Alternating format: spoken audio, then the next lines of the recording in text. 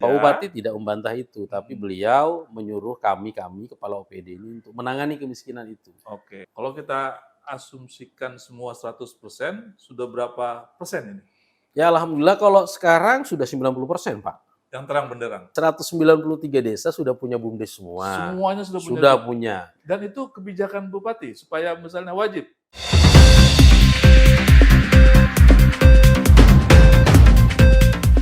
Assalamualaikum warahmatullahi wabarakatuh. Salam jumpa lagi bersama saya Charles Siahaan dalam rubrik kita yang keren. Rubrik bincang-bincang dengan pejabat di Kutai Kartanegara. Hari ini saya sudah berhadapan dengan salah satu kepala dinas. Beliau adalah Pak Arianto. Beliau adalah Kepala Dinas Pemberdayaan Masyarakat dan Desa Kutai Kartanegara. Saya sapa saja kalau begitu. Pak Arianto, selamat siang Pak. Selamat siang. Salam Pak. sehat dulu Pak. Salam sehat. Iya. Ya. Sehat Pak? Alhamdulillah sehat Pak. Iya. Pak, ini kalau kita ngomongin desa ini sangat luar biasa Pak. Jadi kita ini seolah-olah sekarang desa itu berlomba-lomba. Seluruh desa di seluruh dunia malah. Seluruh dunia untuk berlomba-lomba mencapai tingkat SDGs. Sustainable Development Goals. Ada 18 goal yang harus direalisasikan. Termasuk juga di Kutai Kartanegara. Kutai Kartanegara ini kan Pak luar biasa besarnya, luasnya sangat luas gitu. 193 desa dan 44 kelurahan dengan 20 kecamatan. Dengan 20 kecamatan, berarti kan sangat banyak sekali yang harus ditanganin oleh dinas yang Bapak pimpin.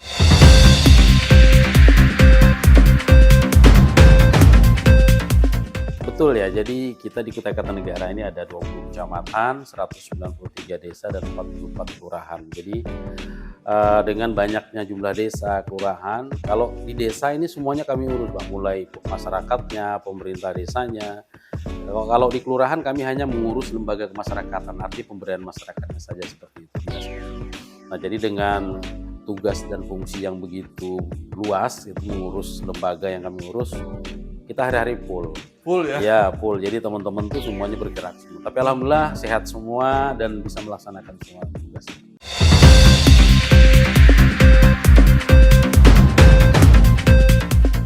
Iya.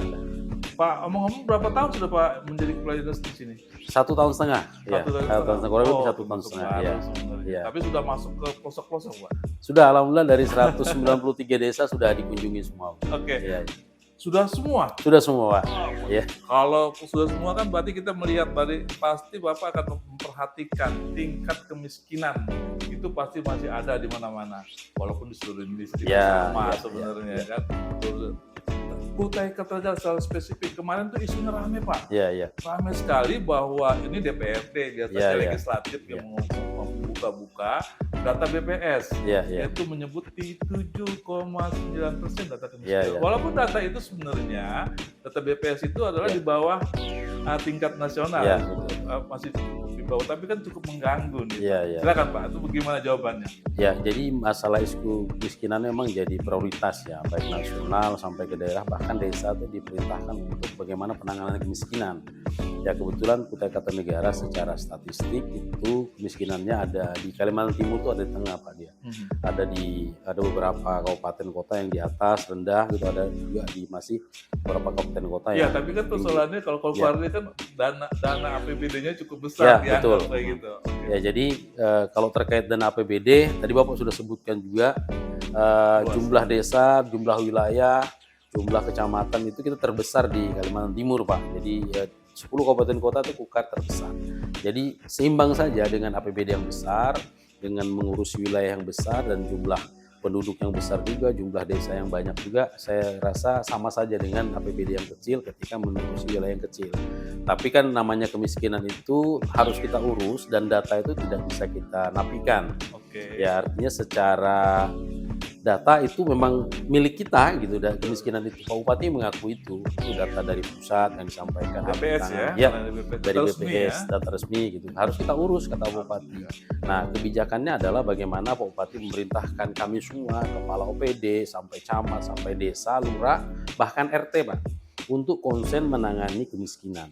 Salah satunya adalah melakukan verifikasi dan validasi data kemiskinan itu. Oh, jadi Gitu ya. artinya Bupati sudah sangat konsen. Sudah, ini. sudah, kita Karena sudah isu perintahkan. Ini bukan menghindar, Enggak. justru harus Ditangani. ditajam. Kita harus bilang Pak Bupati, kita harus melakukan verifikasi dan validasi terhadap data yang diberikan. Jika betul, itu tanggung jawab kita untuk membenahi. Jika salah, di mana salahnya? Kita luruskan data ini. Luruskan datanya. Ya. Jadi sebenarnya emang beberapa daerah juga termasuk soal kemiskinan ini pasti dia ceritanya ini datanya kayak ukurannya apa. Ya. Itu selalu menjadi perdebatan, masih Betul. jadi polemik. Ya. BPS menggunakan data apa? Ya. Bagaimana cara menghitungnya? Ya. Biasanya begitu kan, Pak? Ya. Nah, di kabupaten sendiri, di pemerintah kabupaten sendiri biasanya begitu juga. Ya. Jadi sebenarnya gimana? Emang ada perbedaan saling data gimana? Jadi yang kita ketahui bahwa untuk mengukur kemiskinan itu ada beberapa variabel. Variabelnya. Ya, jadi Oke. pada dasar ada 4 variabel yang secara nasional dipakai. Nah, tapi kalau kita terapkan di khusus Kutai Kartanegara ada beberapa variabel yang tidak miss. Yang artinya kalau kita cari itu nggak akan dapat gitu. Ya gitu. Jadi kan tapi itu kan tidak bisa kita jadikan juga argumen untuk membantah. Kita terima saja. Pak Bupati tidak membantah itu, tapi beliau menyuruh kami kepala OPD ini untuk menangani kemiskinan itu. Dengan cara verifikasi validasi. Dan alhamdulillah Pak, ini tahun kemarin kita disuruh perintahkan itu, dan buktinya kita dapatkan ada sekian puluh ribu itu datanya fiktif, nggak ada orangnya Pak. Kalau nggak salah di angka 46.000 itu nggak ditemukan. Nah, jadi tapi itu tetap nggak bisa kita rubah karena memang data ini proses perubahannya juga ada alurnya yang sampai ke pihak-pihak terkait di pusat. Soal data pendudukan juga ya, maksudnya. Seperti itu. Nah, jadi intinya yang kita tangani itu data warga miskin yang kita temukan di lapangan harus kita tangani. Ya, artinya selain perintah dari atas ke bawah untuk menangani kemiskinan, kita juga berkewajiban menangani, bilang Pak Bupati seperti itu. Nah, dalam proses penanganannya alhamdulillah Pak di tahun 2002 sampai awal 2023 di semester 1 sampai triwulan 3 ini kemarin diumumkan oleh BPS ada penurunan kemiskinan kita datanya, meskipun tidak signifikan bilang Pak Bupati, sekitar 0, berapa persen gitu ya penurunannya. Ada hasil, ada keringat ya, yang dikeluarkan oleh pemerintah negara dan hasilnya juga terasa. Juga ada. Nah, jadi kami diarahkan kerja kita sudah kepada rule yang benar, jalur yang benar bilang Pak Bupati, cuma tinggal dioptimalkan. Jadi apa kerjanya? Yaitu verifikasi validasi data, intervensi data-data kemiskinan yang ditemukan dengan program-program yang bisa merubah kondisi masyarakat. Misalnya kalau memang dia miskinnya itu tidak terlalu parah, dia masih bisa berusaha, diberikan modal usaha atau jenis usaha, bisa bergerak, nantinya dia bisa tidak miskin lagi. Nah, begitu juga kalau kita temukan miskin itu betul-betul miskin ekstrim. Nah, yang tidak bisa melakukan usaha seperti apa, mungkin kita berikan bantuan langsung. Yang kemiskinan ekstrim saya kira apa cukup besar di sini? Ada juga kemiskinan ekstrim itu dari data ada. Ya.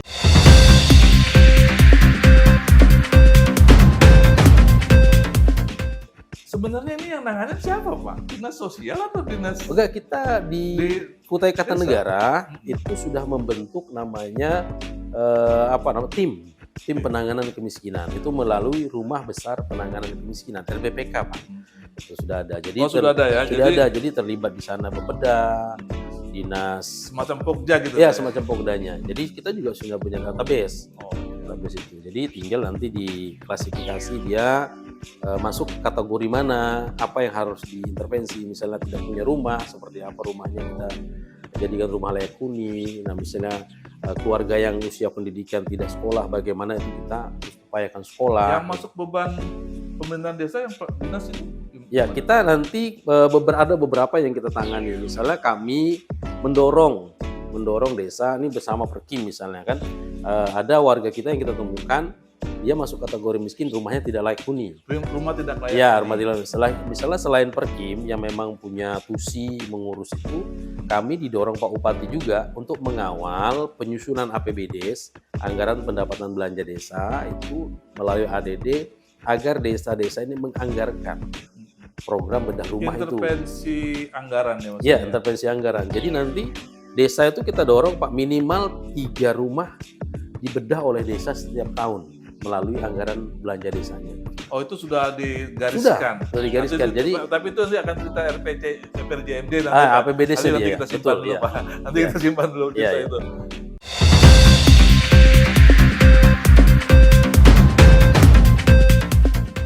Kita masuk yang isu kedua, Iya, stunting. betul ya. Stunting juga menjadi prioritas dari pemerintah pusat, Iya. apalagi Pak Wakil Presiden Iya, yang iya, ini kan betul.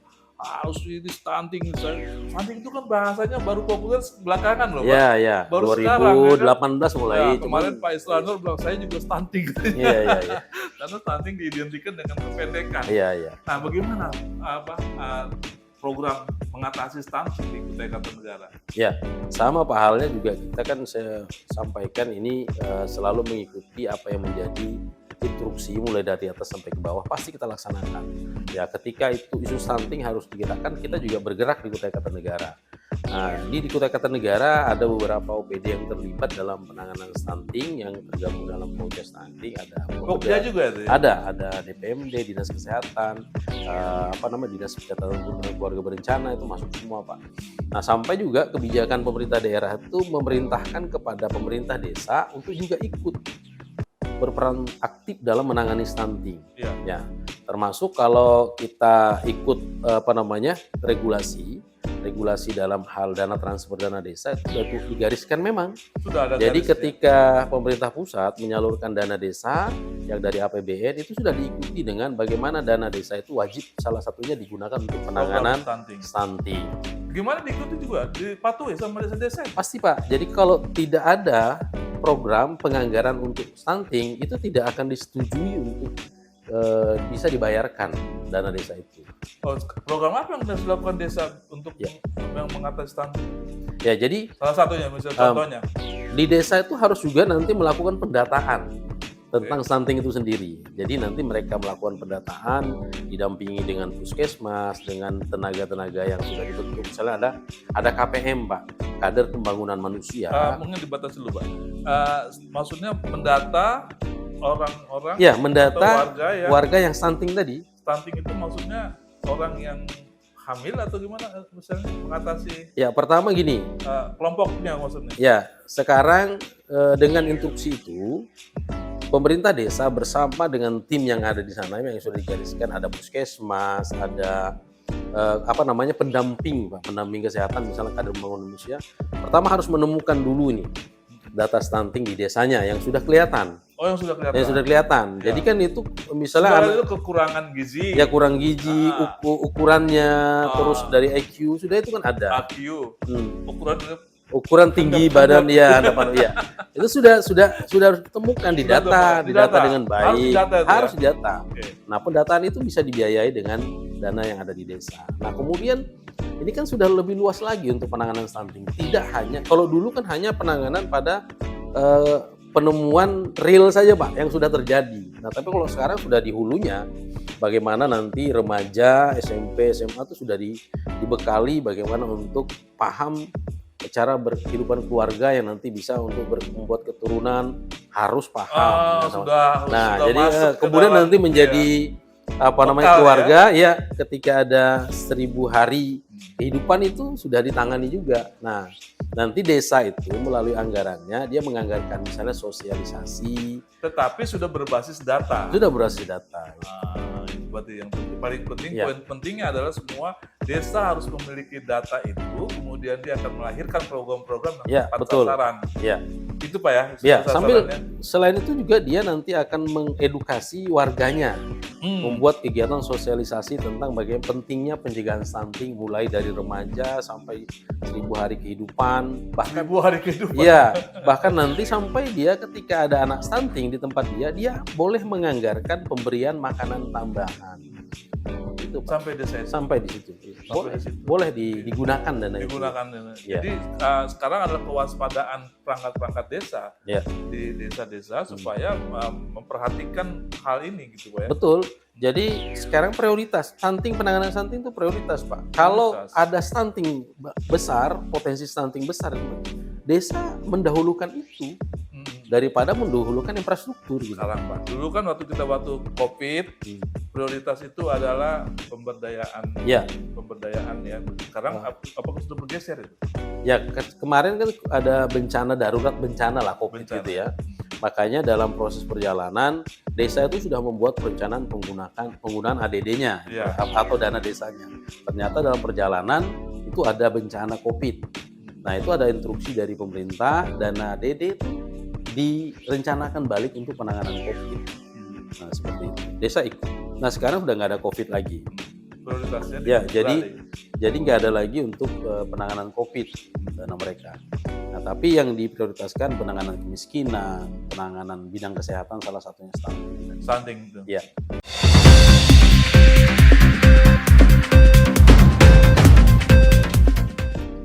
Baik Pak, jadi 2 isu sudah kita bahas hari ini, dan itu kan sebenarnya programnya banyak kan program pusat ya, lebih program dari Jakarta muncul sampai di desa-desa kita. Betul ya. Nah, menyambut sebenarnya keinginan bupati itu kan pasti ada yang namanya RPJMD tentang desa. Bagaimana memberdayakan masyarakat desa, bagaimana menggerakkan desa, bagaimana secara luas. Sekarang RPJMD Pak Bupati kita, Pak Edi Darmansyah dengan pasangannya Pak Fendi Solihin, dalam RPJMD-nya itu tentang desa apa Pak?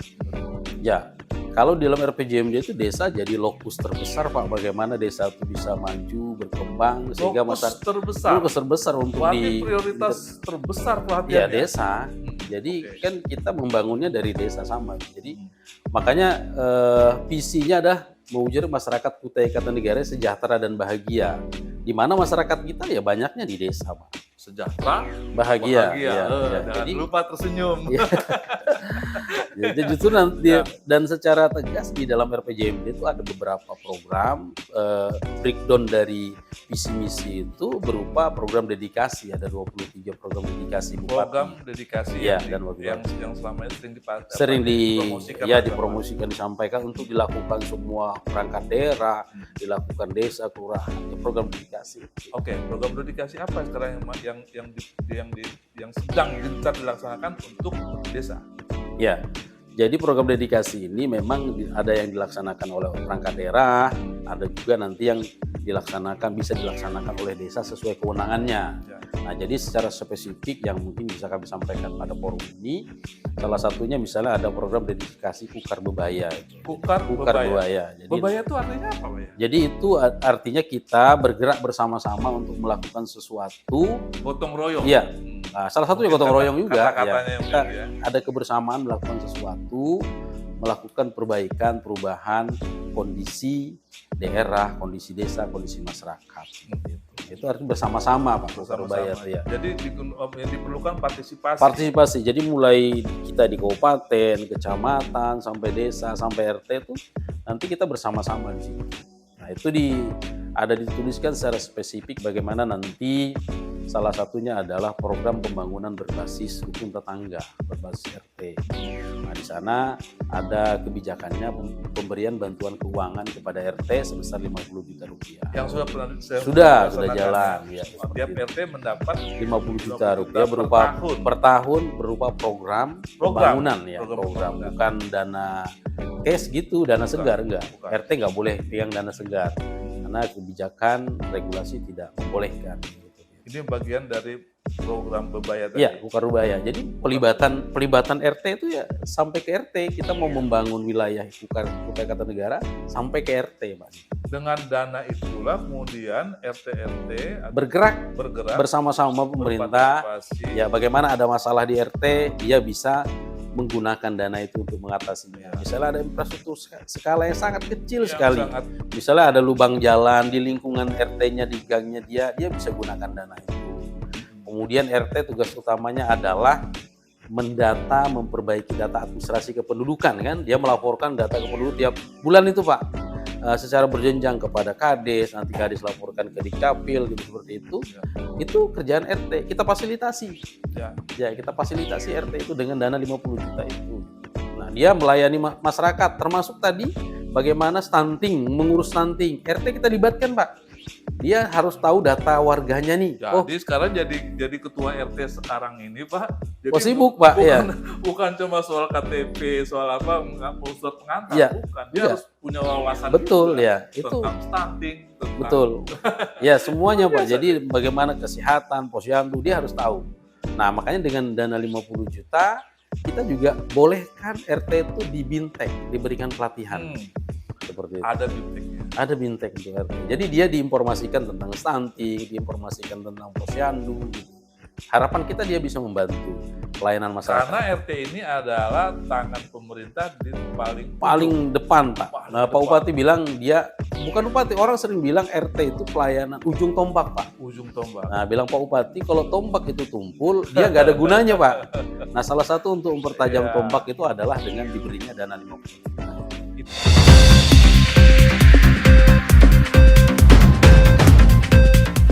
Ini agak berbeda Pak ya, Pak Bupati kita dengan bupati sebelumnya kayaknya. Ya kalau saya ya artinya masyarakat yang menilai. Jadi kalau saya mengikuti apa bilang Pak Bupati ya kita laksanakan dan itu betul real.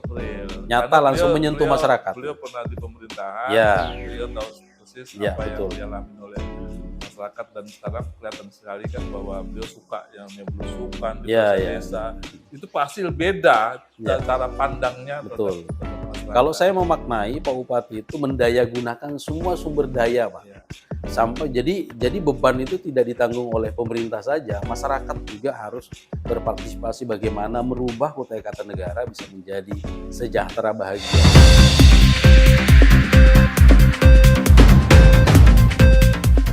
Baik, ada yang paling mendesak, paling ini yang hal yang masih sering kita soroti.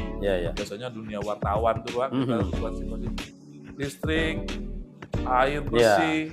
Ini kan termasuk sebenarnya ya Kukar dengan luasnya yang sangat 27.000 lebih kilometer persegi. Dan sulitlah menyambung namanya RPDAM sampai ke desa. Betul. Sambungan PLN pun yang walaupun perusahaan listrik negara ya kan banyak yang belum nyambung. Nah, gimana sekarang untuk menangani? Termasuk dalam urusan tadi pemerintahan desa juga termasuk urusan ya. Betul.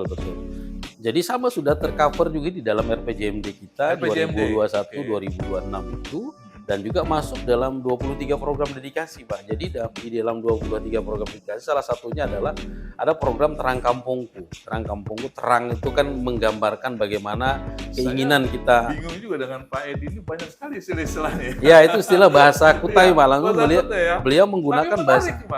Jadi tidak menggunakan bahasa yang nasional atau bahasa itu lebih menyentuh, lebih bisa dipahami masyarakat. Terang kampung dan merasa dimiliki masyarakat. Terang kampung itu menggambarkan keinginan bahwa kita ingin suasana di desa-desa. Kampung itu kan desa Pak bahasa kita Kutai. Suasana di desa itu mendapatkan penerangan selama 24 jam. Malam tuh dari sore sampai pagi itu terang. Kemudian siang pun mereka bisa menikmati listrik untuk menggunakan alat-alat yang sekarang sudah banyak yang bisa dioperasikan menggunakan listrik itu. Nah, dalam RPJMD kita tuh dituliskan ada target 17 titik lokasi yang harus kita penuhi listriknya 24 jam. Pada saat penyusunan RPJMD 2021-2024 itu masih 17 titik Pak. Belum berlistrik 24 jam. Itu hanya berlistrik dari jam 6 sore sampai jam 11 atau jam 12 malam. Siang ada listrik. Beberapa desa saya pernah singgahin sedih itu Pak. Jadi ada 17 titik itulah yang jadi target Pemda Kutai Kartanegara untuk dituntaskan. Nah, dari itu kita melakukan kajian ternyata ketika desa itu atau dusun itu atau lokasi itu tidak berlistrik, kita survei masih memungkinkan untuk ditangani dengan listrik PLN meskipun dia harus membangun jaringan. Jadi kita rekomendasinya pakai listrik PLN. Kemudian ketika kajiannya dari letak geografis, jaraknya mungkin di balik gunung, di tengah danau, atau mungkin ada kawasan-kawasan yang tidak bisa, itu kebijakan Pak Bupati dan Pak Lagi melalui RPJMD itu adalah pembangunan listrik komunal. Jadi sudah dibagi Pak, ada yang nanti dari 17 itu di mana lokasi yang diintervensi penanganannya untuk menggunakan listrik PLN dengan asumsi pembangunan jaringan PLN, kemudian di mana titik-titik desa atau dusun yang tidak bisa di PLN kita bangunkan listrik komunal. Ya. Kalau kita asumsikan semua 100%, sudah berapa persen ini? Ya alhamdulillah kalau sekarang sudah 90% Pak. Yang terang benderang? Iya, sudah dari 17 titik 90% sudah berarti dengan terpensi sisa ya. masa jabatan beliau 2024 tuntas 100%. 100%. Ya, itu pun 2024 itu hanya ada 2 desa, Desa Lamin Pulut dan Lamin Telihan di Kecamatan Kenohan, dan itu sudah kami koordinasikan dengan pihak PLN. Insya Allah Februari 2024 akan dibangun jaringan di situ. Lamin Pulut dan Lamin Telihan. Pulut dan Lamin Telihan, akan Kecamatan menjadi Kenohan. desa terakhir yang Ya. terang benderang. Ya, karena nanti dia memang akan mengakhiri betul, gelap gulitanya. betul, kukar gelap gulita. Karena dia di sana itu sekarang jalan sudah kita perbaikin, akhirnya PLN itu bisa melakukan mobilisasi material untuk membangun, memasang tiang, membawa kabel. Nah itu sudah kategori mereka survei, oh bisa Pak, ini nanti 2024 kami yang akan intervensi, akan bangunkan jaringan. Iya, ini bukti bahwa kerjanya banyak, Iya. keringatnya berkeringat pemerintah. Betul, ya. Untuk selama zaman Pak Edi ini kan.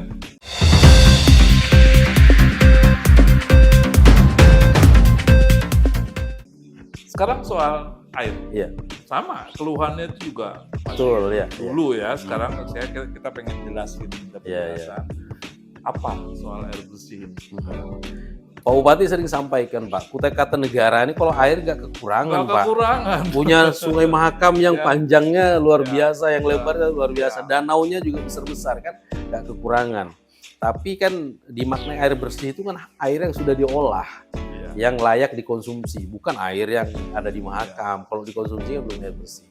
Nah kalau kita bicara itu, insya Allah semua desa itu punya air semua Pak. Tapi air bersih itu yang belum. Nah maka kebijakannya ada juga sama di dalam RPJMD sudah tercover, dituliskan oleh Pak Bupati dan Pak Wakil, ada penyediaan air bersih desa. Nah, air bersih desa ini secara spesifik, secara tugas fungsi, infrastrukturnya akan dibangunkan oleh Perkim Pak, Dinas Pemukiman, ya, Perumahan dan Pemukiman, melalui kebijakan bagaimana ada Pansimas. Nah, alhamdulillah ini sudah terbangun Pak. Pansimas itu program pusat itu? Ya, program pusat kita adopsi juga, ada semacam dana sharing, ada yang dari pusat, dana dari kabupaten, kita bangunkan ke desa-desa. Itu untuk yang sama, yang tidak bisa dialiri dengan PDAM. Sepanjang desa itu nanti memungkinkan masih dialiri PDAM, ini kan sudah sekian puluh miliar kan masuk ke PDAM Kukar untuk membangun jaringan, memperluas jaringan, meningkatkan kapasitas produksi air. Tapi itu kan masih di kota-kota. Ya, yang di kota-kota sudah dipenuhi semua. Jadi ya sama kasusnya dengan distrik tadi, ketika ada desa itu secara geografis nggak mungkin dibangun jaringan PDAM, kebijakannya adalah pembangunan KPSPAM, Pamsimas itu oleh Perkim dan oleh desa sendiri Pak. Karena cukup banyak, saya kurang tahu datanya ini ya, karena belum konsen mengikuti belum konsen, artinya data ini diserahkan ke teman-teman Perkim untuk mengawal berapa lokasi yang belum terbangun. Nah ketika itu juga teman-teman Perkim masih ada kendala, misalnya kekurangan sumber daya manusia yang mengelilingi pembangunan banyak ini, Pak Bupati juga tidak segan-segan memberikan bantuan khusus keuangan kepada desa Pak untuk membangun sendiri. Nah, misalnya kita contoh di tahun 2023 ada desa Perangat Selatan di Kecamatan Marangkai itu diberi BKKD bantuan keuangan kepada desa sebesar 600 juta untuk membangun jaringan air. Jaringan air. Dia sudah punya tampungan air berupa bak yang disalurkan, cuma kapasitasnya tidak cukup untuk mengaliri seluruh warganya. Maka dia bermohon. Nah, setelah dilihat artinya desa itu bisa bangun sendiri, kita tinggal transfer dana.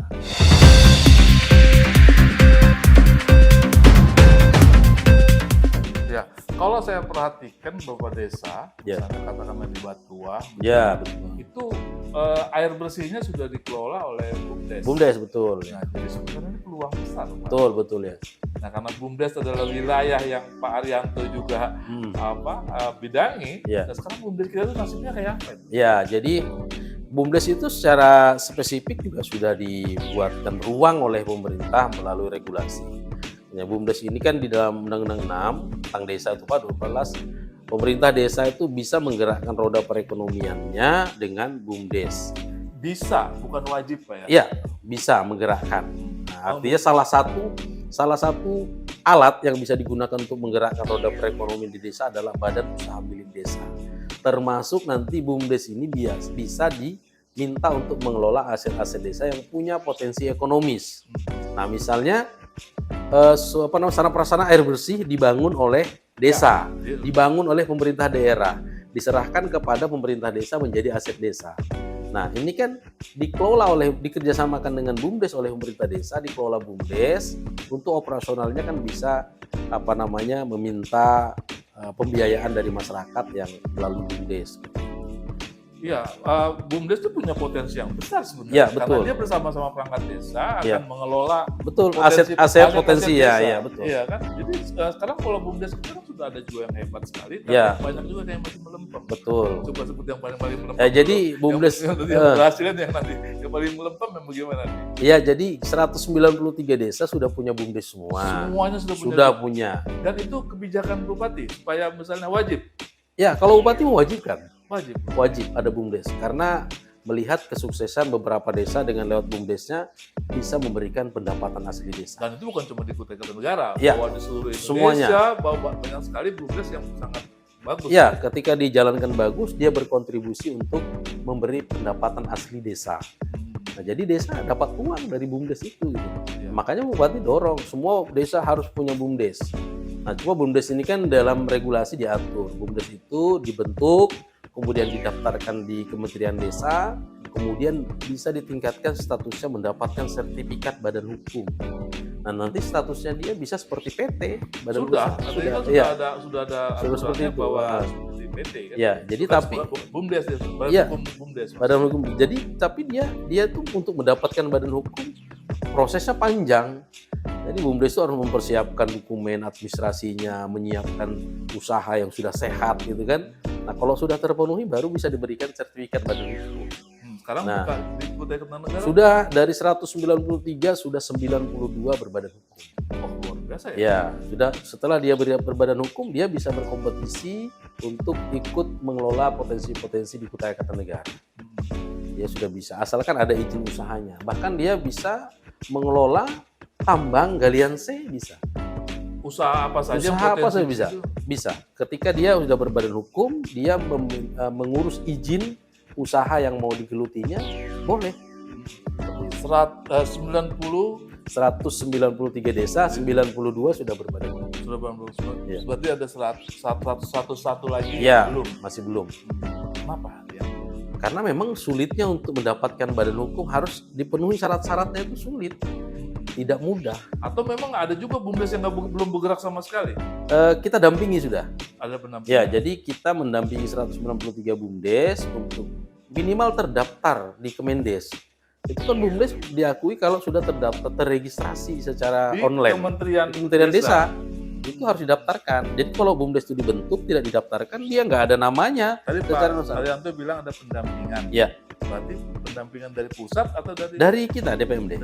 Berarti besar juga dananya untuk pendampingan 193 desa. Enggak besar juga. Karena kita hanya dilakukan itu. Ya, kita pendampingannya pertama sejak tahun ini kita lakukan intake untuk pengurus BUMDes. 193 BUMDes kita berikan pembekalan.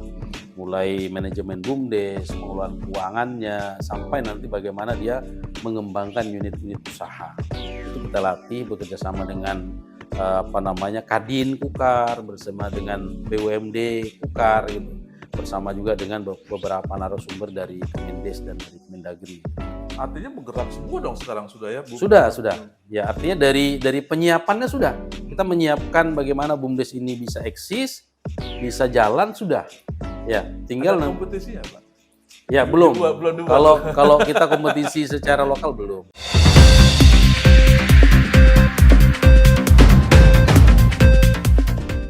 Yang paling maju sekarang BUMDes di Kukar. Ya, misalnya yang masih unggul ini BUMDes Payang Sejahtera. Desa Sungai Payang. Itu? Ya, jadi dia kemarin kita dampingi sampai masuk top 45 nasional. Karena manajemen pengelolaan BUMDesnya yang melibatkan masyarakat untuk menjadi pelaku-pelaku usaha. Karena unit usahanya adalah penyedia jasa bagi perusahaan-perusahaan yang ada di wilayah dia, bermitra dengan perusahaan, misalnya menjadi transportir angkutan sawit, menjadi penyedia jasa laundry, penyedia jasa catering di situ. Selain Sungai Payang yang sudah agak maju lagi. Ya, ada di desa di Kecamatan Lokulu juga, Desa Losumber. Losumber. Bundes Purnama, dia bergerak di bidang pertanian. Dia bermitra dengan petani, menyiapkan segala sarana prasarana yang dibutuhkan petani, membelikan bibit petani, sampai membeli hasil pertanian. Dan diolah lagi nanti hasil pertanian itu jadi beras yang bisa dipasarkan. Oke, kayaknya kita cukup panjang ini ceritanya. Sudah dari ujung sampai ujung ya, lumayan mencerahkan.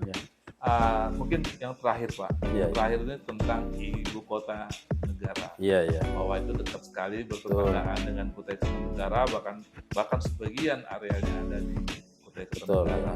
Tentu ini peluang bagi desa, bagi bumdes. Nah, arahnya misalnya dari pemerintah Kabupaten Kupang.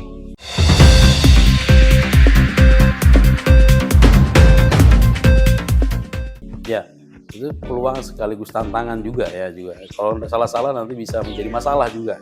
Tapi prinsipnya kita menghadapi KN ini dengan optimis. Ya, dengan optimis. Termasuk desa-desa diarahkan kita seperti itu dan alhamdulillah mereka sudah welcome, sudah move on dan mempersiapkan diri. Dan termasuk nanti BUMDes itu menjadi salah satu alat mereka untuk bagaimana ikut berpartisipasi dalam IKN. Nah, sekarang berlomba menyiapkan BUMDes untuk mengelola potensi desa mereka. Ya mungkin nanti ada kebutuhan di IKN yang bisa disuplai oleh desa, mereka sudah siap. Nah, misalnya nanti ada desa yang potensinya pertanian, sekarang dia sudah menyiapkan lahan pertanian. Nah, maka di RPJMD kita kembali lagi, itu sudah ditargetkan minimal ada 68 BUMDes di akhir RPJMD yang 2006 itu yang mengelola bidang pertanian. Nah, nanti targetnya kalau sudah BUMDes mengelola bidang pertanian, dia sudah bisa menyiapkan produk-produk pertanian yang ketika dibutuhkan oleh IKN sudah siap seperti itu. Nah, ini sudah kita dampingi, sudah kita arahkan. Paling tidak sektor apa saja yang paling potensi artinya untuk IKN, karena kita kemarin juga sudah mempromosikan bahwa Utar adalah lumbung pangan ya, IKN. Betul ya. Ya, kita akan searah dengan kebijakan kabupaten seperti itu. Desa itu didorong untuk searah dengan kebijakan kabupaten. Ketika daerah itu sudah mencanangkan sebagai lumbung pangan, maka desa-desa yang punya potensi pertanian kita dorong. Bahkan sekarang dibentuk namanya kawasan pertanian.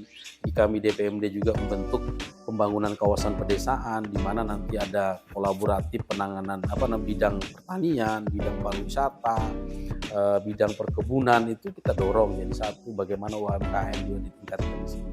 Itu ada kerjasama antar desa.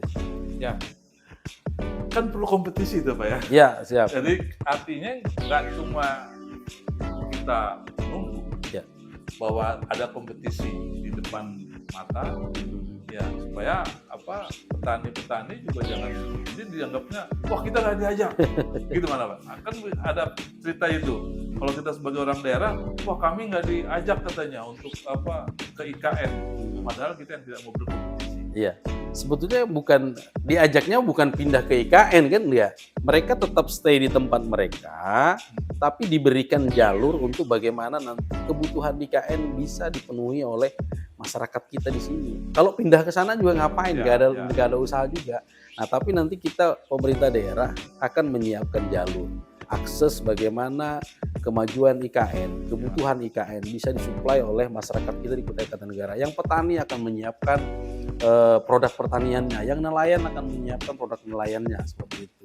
Begitu juga perkebunan, begitu juga UMKM.